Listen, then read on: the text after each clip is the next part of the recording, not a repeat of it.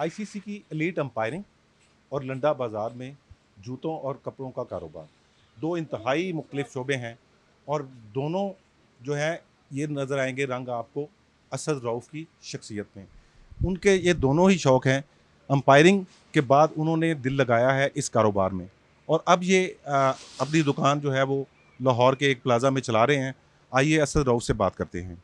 असद साहब, आपकी ज़िंदगी के मतलब दो बड़े मुख्तलिफ से पहलू हैं। मतलब लोग आपको एलीट अंपायर के तौर पे भी जानते हैं और समझते हैं कि बहुत बड़ा आपका जो है वो नाम था। तो अब ये इनकी इंतहाई मुख्तलिफ शोबा है, यानी कोई कनेक्शन ही इनमें नज़र नहीं आता। लेकिन आपने इसमें भी दिल लगाया और माशाल्लाह बड़ा अच्छा कारोबार आपने चलाया है सिलसिला। तो क्या मतलब मुहर्रकात थे इसके पीछे? देखिए, मेरी लाइफ में मैंने वो काम किए हैं जो मेरी फैमिली में ही किसी ने किए। किसी मेरी फैमिली में किसी ने क्रिकेट नहीं खेली। मैंने 17 साल फर्स्ट क्लास क्रिकेट खेली है। मैंने 10 साल इंग्लैंड में प्रोफेशनल लीग क्रिकेट खेली है। और किसी ने ये लड़ने का काम नहीं किया, मैंने ये 30 साल से कर रहा हूँ। किसी ने आज तक अंपायरिंग नहीं की थी, वो मैंने अंपायरिंग में भी टॉप लेवल पे गया हूँ। तो ये जैसे जैसे लाइफ में चेंजेस आती रहती हैं, मैं अपने काम को चेंज करता रहता हूँ। तो ये मेरा पुराना काम है, ये क्रिकेट से रिलेटेड नहीं है। मगर अगर मैं अंपायरिंग ना करता तो मैं यही काम में और ज़्यादा इंटरेस्ट ले रहा होता। सही है, सही है। अच्छा, ये अच्छा साहब, ये है कि अब आपने जब ये अंपायरिंग कर रहे थे, तो उस वक़्त साथ-साथ ये सिलसिला आपका चल रहा था या बाद में? नहीं, मेरा सिर्फ मैं आपको बता रहा हूँ ना, 30 साल पुराना काम है। और अंपायरिंग तो मैंने स्टार्ट की है 97 में। और उससे पहले मैं ये काम कर रहा था जब ये मैंने नेशनल बैंक को छोड़ा था क्रिकेट के लिहाज से। तो ये मेरा पुराना काम है और ये मेरा मेन काम है। मेरा इसके अलावा आयरन एंड मेटल का काम भी है, वो भी मेरा बिज़नेस है। मगर मैं इसमें ज़्यादा इंटरेस्टेड हूँ क्योंकि मैं खुद कपड़े पहनने का शौकीन हूँ। और लोगों को अच्छे कपड़े पहनाना वो भी अपना एक काम है। तो ये भी, और इसमें अच्छा मार्जिन भी है। इसमें इन्वेस्टमेंट भी कम है मगर मार्जिन ऑफ प्रॉफिट बड़ा अच्छा है।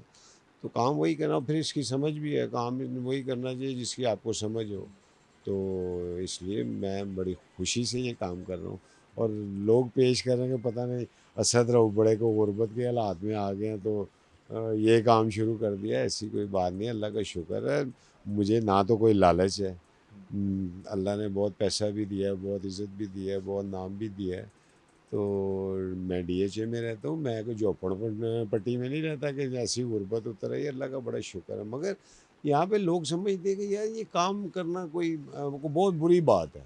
यहाँ पे लोगों को काम करने की आदत नहीं है ना, तो ये एक जॉब है, एक बिज़नेस है, हम उसमें खुश हैं, हम कर रहे हैं। तो लोगों को जी लंडे का काम कर रहे हैं, और भाई ये सेकंड हैंड क्लोथिंग में top quality clothing and shoes और क्रॉकरी है, ये जो पाकिस्तान में मिलती नहीं है सिवाय यहाँ के। अच्छा, एक थोड़ा-सा एक मिथ बनी हुई है, मसला है, लोगों के ज़हनों में होता है कि हम लोग ना लंडा बाज़ार ये नहीं चाहते कि हमें कोई चीज़ खरीदता हुआ दिखे, लेकिन हम ब्रांड की और क्वालिटी की चीज़ पहनना चाहते हैं। तो आपको इस हवाले से कभी ज़हन में नहीं आया कि यार ये मैं इस तरह का कारोबार कर रहा हूँ कि लोग छुप के ये कपड़े खरीदते हैं? नहीं, वो पुरानी बात हो गई है जब लोग छुप के खरीदते थे। अब लोग बिल्कुल गाड़ियों में, दुकान तक ही गाड़ियों में। वो एक टाइम था ना जब डालडा घी लोग छुपा के लेके जाते थे यार कहीं किसी को। अब डालडा घी गाड़ियों के डैशबोर्ड में भी पड़ा होता है। हाँ, तो ये सही। वक़्त चेंज हो जाता है। तो अब तो हालात ऐसे हो गए हैं, अपना पाकिस्तान में महँगाई इतनी ज़्यादा हो गई है। अब तो लोग डालडा घी जो है वो गाड़ी के डैशबोर्ड पे रखा होता है। तो एक ज़माना आपको वो भी पता है कि लोग छुपा के लेके जाते थे यार किसी को पता ना चलते। तो वो भी हालात चेंज हो गए हैं, अब लोग गाड़ियों में आते हैं सीधे इधर ही आते हैं। किसी को कोई परवाह नहीं है कि हम क्या ले रहे हैं, कि नहीं, अपनी सैटिस्फैक्शन और अपने पैसे खर्च करते हैं लोग। अच्छा, जो अंपायरिंग का आपका सिलसिला था वो एक हादसाती अंदाज में ख़त्म हुआ, बड़ा नाखुशगवार वाक़या था। जैसे भी चले हुआ उसमें प्रेस कॉन्फ्रेंस में आपने कोशिश भी की कि अपनी सफाई में कुछ नहीं, कह सके, तो ये आपने कोशिश वहाँ इंडिया में की थी कोई? ये नाखुशगवार करके पेश किया गया था। वाक़या कुछ भी नहीं था। क्या निकला इसमें से? कोई मेरे पे कोई करप्शन साबित हुई है? मेरे पे कोई किसी ने कोई चार्जेज़ कोई या कोई एविडेंस लेके आया कि मैंने करप्शन की है? कोई साबित नहीं हो सका। इंडिया में उनको 3 साल के बाद होश आई है बीसीसीआई को। ऐसे। 2013 का केस 2016 में उनकी आँख खुली सही कि है। यार ये सदर हो ये बच के निकल गया, इसको तो ज़रा पकड़ो। तो बात ये होती है, बात करनी और प्रूफ करने में अदालत इन चीज़ों को नहीं मानती कि आपके पास कोई टेलीफोनिक प्रूफ है। अदालत कहती है कि सॉलिड प्रूफ लेके आओ। तो इस सिलसिले में जब पुलिस ने केस पेश किया था अदालत में, तो आप ज़रा वो जाके उनका रिकॉर्ड इंक्वायर करें, इन्वेस्टिगेशन करें। जज ने वो पेपर उसके मुंह पे, और मेरे पास उसका एविडेंस है अभी तक कि जज के जो अल्फाज थे उसमें कि anything regarding Asad Rauf case और एनी प्रूफ और evidence is totally missing in the chargesheet. Hmm. अच्छा, ये इतन इससे तो बड़ा साबित होता है कि आप उस वक्त अच्छी तरह से ये अगर थोड़ा सा केस लड़ा जाता या वकील होते भाई तो केस आप कैसे क्लियर लड़ा हो सकते जाता थे। है? मुझे तो अदालत की तरफ से आया ही कुछ नहीं। क्लियर क्या, मैं तो क्लियर ही हूँ। मुझे किसी ने क्या कोई गर्दन से पकड़ लिया आगे? मैं तो अपनी रिटायरमेंट दे चुका था। आईसीसी को मैंने 1 साल पहले बता दिया था कि 2013 के बाद मैं अंपायरिंग, वो तो ऐसे मौके पे इश्यूज उन्होंने बनाए कि लोगों ने यही समझा कि असद रऊफ पता नहीं भाग गए। बात है मुझे कुछ सज़ा हुई है। मैं तो आईसीसी के लिए काम करता हूँ। आईसीसी ने तो आज तक मेरे से एक क्वेश्चन भी नहीं किया। तो बीसीसीआई ने अगर वन साइडेड वहाँ पे ही चार्ज लगाया, वहाँ पे ही फैसला कर दिया, मुझे कहते हैं कि जी इंडिया आके एक्सप्लेनेशन दो, तो मैं इंडिया कैसे जाऊँ? मेरे वीज़े का, मेरे अकोमोडेशन का, मेरे ट्रैवल का कौन ज़िम्मेदार है? मेरी सिक्योरिटी का कौन ज़िम्मेदार है? तो ये आईसीसी जब मुझे किसी एक्सप्लेनेशन के बुलाती है ना, तो आईसीसी वाले प्रॉपर तरीके से आपको वीज़ा भेजते हैं, आपको अपना अकोमोडेशन, आपको एयर टिकट भेजते हैं, आपको डेली अलाउंस देते हैं, आपको सारा कुछ मिलता है। तो इंडिया में कैसे चला जाऊँ? मेरे पास तो वीज़ा ही नहीं है। फिर मैं, मुझे कहते हैं जी लीगल एडवाइज़र के बगैर आओ। बगैर लीगल मैटर को मैं लीगल एडवाइज़र के बगैर कैसे हैंडल करूँ? पाकिस्तानियों के लिए तो वैसे भी इंडिया में जाना हमेशा ही जो है खतरे का बायस बन जाता है। बड़े नहीं परेशानियाँ नहीं, उठाना पड़ती हैं। लेकिन ये है कि उस केस में अगर भेजते तो वो 4 केस किसी तरह के और भी, वो ज़ाहिर है उनका मीडिया इस तरह का है। तो मैं मीडिया ने उस काफ़ी जो है उसमें किरदार अदा किया। पाकिस्तान में जो भी लोगों का तासर रहा, उसमें आपने पीसीबी को अपना केस जो है उसकी नौयत बताई और उसने कुछ हेल्प की आपकी इस मामले में? और देखिए मुझे किसी हेल्प की ज़रूरत ही नहीं थी। मैं क्या कहता कि जी बैन उठा लो, बैन लगा दिया मेरा, कि मैं तो अंपायरिंग छोड़ चुका था। मेरे पे जी इंडिया की तरफ से, जी इंडिया में आप 5 साल अंपायरिंग नहीं कर सकते, तो मैंने कौन से इंडिया में अंपायरिंग करी? मैं तो अंपायरिंग से रिटायर ही हो चुका था। तो सही है। मुझे कोई फ़र्क नहीं पड़ा कि ये क्या हो रहा है, ये क्या मैं पीसीबी के पास जाऊँ जी आप मेरा केस लड़ें, मुझे क्या ज़रूरत है जाने की? मुझे तो आईसीसी से गर्ज़ है जिनके लिए मैं काम करता था। आईसीसी ने ना मेरे पे बैन लगाया, ना मेरे पे कोई क्वेश्चनिंग की है। यानी हम ये समझें कि आप पहले ही इरादा कर चुके थे कि आप जो है वो अंपायरिंग छोड़ देंगे। आपने उस वाक़या की वजह से नहीं छोड़ी। आप, इसलिए मैं कहता हूँ ना, आप जब भी आएँ स्टडी करके आया करें। मैंने 2012 में हाफ़िज़ इमरान के प्रोग्राम नवाए वक़्त गेम बीट में क्लियरली हाफ़िज़ साहब को बताया था कि मैं 2013 के बाद अंपायरिंग नहीं करूँगा। उसकी बहुत सी वजूहत थी मेरे पास। मुझे फ़िटनेस प्रॉब्लम थी, मेरे बेटे की बीमारी बीच में आ रही थी, और मुझे डॉक्टर्स ने बड़ी सख्ती से कहा था कि आप अपने बेटे को टाइम दें। तो ये बहुत रीज़न, जेन्युइन रीज़न थे जिसकी वजह से मैंने ये सारा कुछ छोड़ा। मगर लोगों को तो नहीं, लोग तो, या हमारा मीडिया, वो तो मेरे पास आया ही नहीं कि पता करें यार असद भाई ने क्यों छोड़ी है अंपायरिंग। सही है। तो ये, तो अब आप समझते हैं कि ये जो आपका कारोबार है, इसमें एक्सटेंशन की गुंजाइश भी ज़ाहिर है हमेशा से होती है। तो इसमें कभी आपने सोचा कि अंपायरिंग में कुछ कोई काम करूँ, कोई पाकिस्तान के लिए, कोई प्लेयर्स के लिए, कोई दूसरे लोगों को गाइड करने के लिए? कुछ देखिए ये क्रिकेट बोर्ड का काम है कि अगर वो अपने मुल्क में अंपायर्स को प्रमोट और उनको ट्रेंड करना चाहते हैं, तो वो जो अपने बेस्ट अंपायर, उनके जिन्होंने दुनिया में नाम पैदा किया, उनकी खिदमात से फ़ायदा उठाएं। अगर वो नहीं उठाना चाहते तो मैं तो खुद जाके नहीं कह सकता। पाकिस्तान के 2 वर्ल्ड क्लास अंपायर अलीम डार, जिन्होंने वर्ल्ड रिकॉर्ड भी किया है, और मैंने जितने मैचेस किए हैं, 5 मैंने वर्ल्ड कप खिलाए हैं, 5 मैंने आईपीएल खिलाए हैं, 49 टेस्ट मैचेस हैं, 98 ओडीआई है, 25 के करीब मेरे टी20।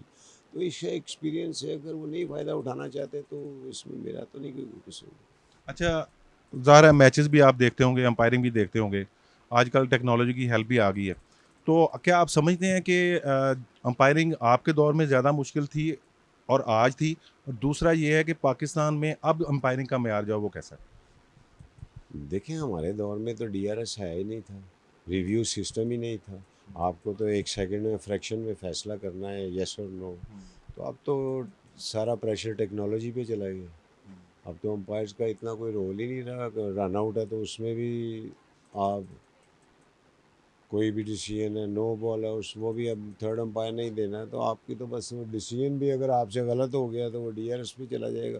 आप पे तो प्रेशर ही कोई नहीं रहा। उस वक्त हमारे पे बहुत प्रेशर होता था, क्योंकि मैच के क्लाइमेक्स पे जाके अगर आपका कोई डिसीजन मैच का रिज़ल्ट भी चेंज कर सकते हैं।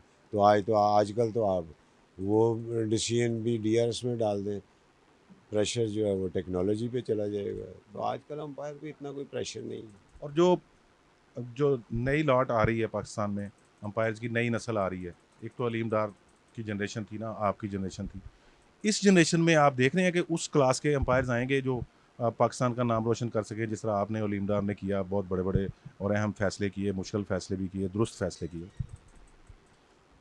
देखिए, अब मुझे और अलीम डार को तो तकरीबन 15 साल हो गए, मगर उन 15 साल में पाकिस्तान में ऐसा कोई अंपायर नहीं आया जिसको ICC की तरफ से असाइनमेंट मिला हो।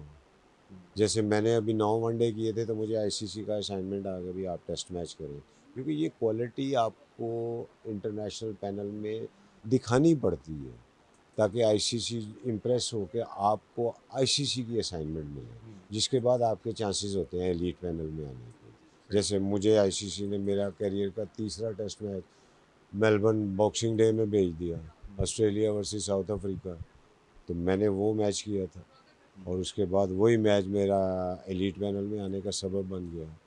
तो ये अभी इन अंपायर्स को ICC ने अपनी तरफ से कोई असाइनमेंट नहीं दी, दैट मीन्स कि वो इनकी तरफ देख नहीं रहे। तो इनको अपनी क्वालिटी बेहतर बनानी चाहिए, ताकि ICC इनसे इम्प्रेस हो के इनको तो अब बड़ा अरसा हो गया है इंटरनेशनल पैनल में अंपायरिंग करते हैं, तो अभी तक वो क्वालिटी मेरा ख्याल है इन्होंने पेश नहीं की कि ICC इनको अपनी तरफ से कोई असाइनमेंट दे। अच्छा, कारोबार तो माशाल्लाह आपका ठीक चल रहा है, लेकिन क्या कभी मिस करते हैं क्रिकेट की वो शोहरत, वो इज़्ज़त, वो चीज़ें कि आपकी एक उंगली जो है वो खड़ी करने से जो है ना टीमों की तकदीरों के फैसले हो गए, तो कभी कुछ सोच में आता है, ज़हन में आता है, मिस करते हैं? देखिए, ये वक़्त की बातें होती हैं, वक़्त किसी को माफ़ नहीं करता है, वक़्त तो चलता जा रहा है। अब वक़्त निकल गया तो मैं ऐसे ही कहूँ कि यार मैं फिर पीछे चला जाऊँ। तो मैंने क्रिकेट में मेरी बड़ा लंबा करियर है मेरा, तकरीबन 17 साल मैंने फर्स्ट क्लास क्रिकेट के साथ इन्वॉल्व रहा हूँ। 10 साल मैंने इंग्लैंड में भी लीग क्रिकेट खेली है, फिर मैंने 15 साल इंटरनेशनल। मेरा ख़्याल है एक बंदे की लाइफ़ में ये काफ़ी लंबा अरसा है जिससे मैं अटैच रहा हूँ क्रिकेट के साथ। तो मेरा ख़्याल है कि मैं अब क्रिकेट से थक भी गया था, और बंदा कहते हैं ना कि बंदा तंग आ जाता है, यार क्या सुबह शाम क्रिकेट। तो मैंने आई थिंक कि मैंने काफ़ी अपना वक़्त दे दिया था क्रिकेट को, तो अब फैमिली के साथ ये बिज़नेस है, मेरे स्टाफ के साथ शायद अल्लाह ने उनकी रोज़ी लगाई हुई है मेरे साथ, तो वो मेरे साथ काम कर रहे हैं। तो मैं सैटिस्फाई हूँ अपनी लाइफ से, मुझे कोई प्रॉब्लम नहीं, अल्लाह का बड़ा बड़ा ही करम है। आपने असद रऊफ़ की गुफ्तगू सुनी? कभी इनकी एक उंगली खड़ी होने से बैटर जो है वो मैदान से बाहर जाता था, टीमों की तकदीरों के फैसले होते थे। ये उस मैदान से तो आउट हुए, लेकिन ज़िंदगी के मैदान में भरपूर अंदाज में सरगर्म हैं। मिलेंगे किसी अगले प्रोग्राम में।